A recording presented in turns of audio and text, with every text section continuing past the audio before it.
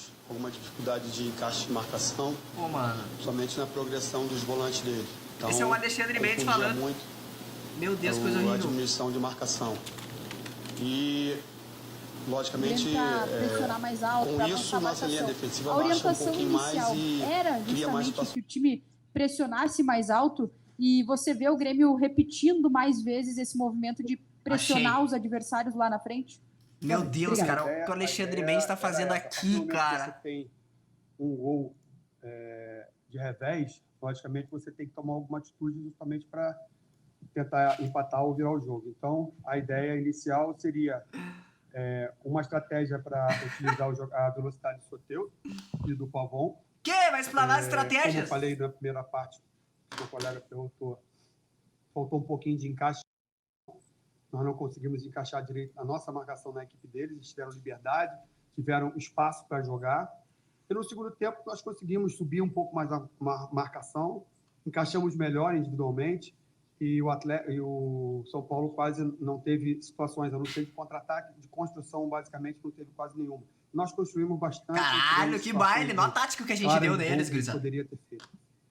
Alexandre, aqui na frente. Apesar do resultado adverso, apesar do desempenho, veio o resultado adverso. É a 10ª derrota do Grêmio no Campeonato Brasileiro e, mais uma vez, o Grêmio volta a tomar gol, principalmente no início da partida. A gente conversou com alguns jogadores em outros jogos, na zona mista, e muitos falaram que o Grêmio tem tomado muitos gols, principalmente gol cedo. Isso tem abalado também o mental dentro do campo. Como fazer para melhorar isso, para o Grêmio parar de sofrer esses gols no início do jogo e também conseguir converter as chances quando tem?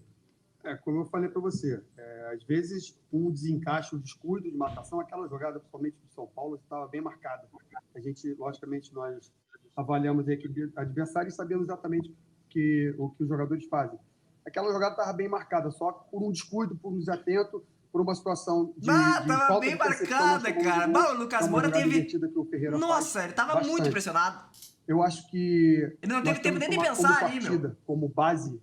Eu vi a marcação ali, hein, bicha. Caralho, se isso é bem marcado, imagina quando não tá, viu? Bem consistente, jogando num campo de uma equipe que é muito boa. Somente o quarteto ofensivo deles é uma equipe Pelo amor de Deus, tem bastante situações.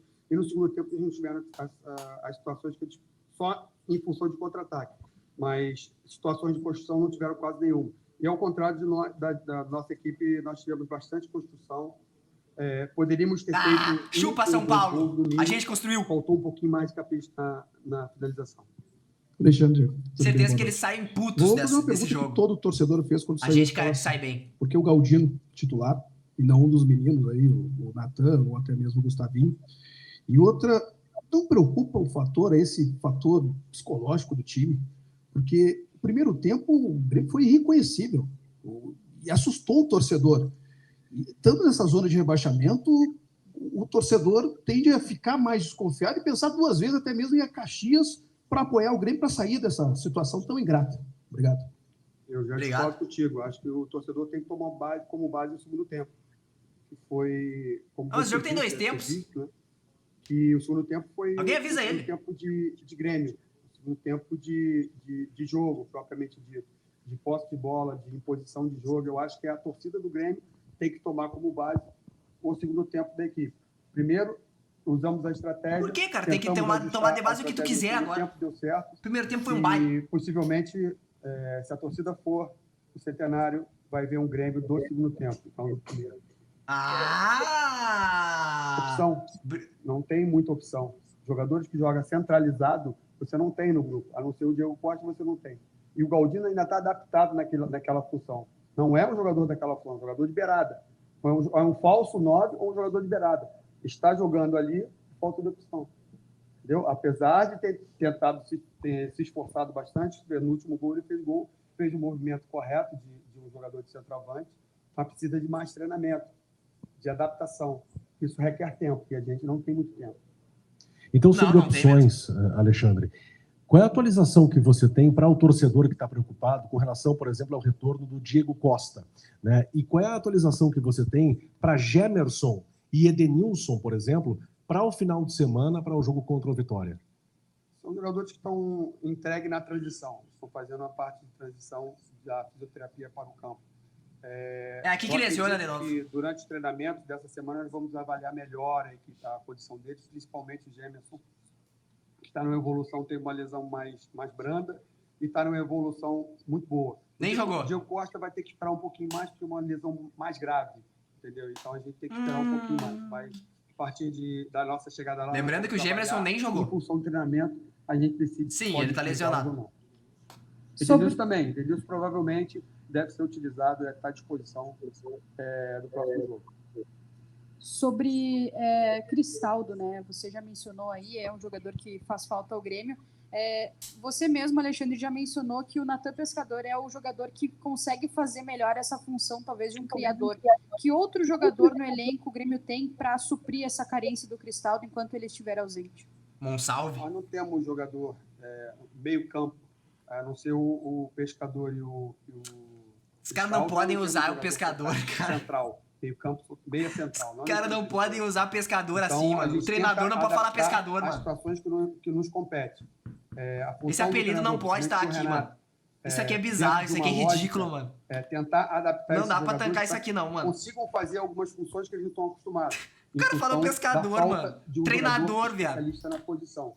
Então foi assim hoje com o Pescador, tem sido feito assim com o Cristaldo.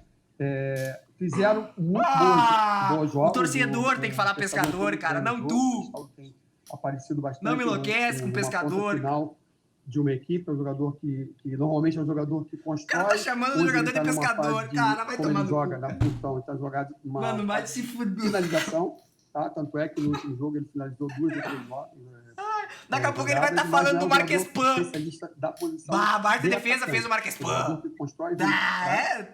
Apelido da resenha, os caras pegam.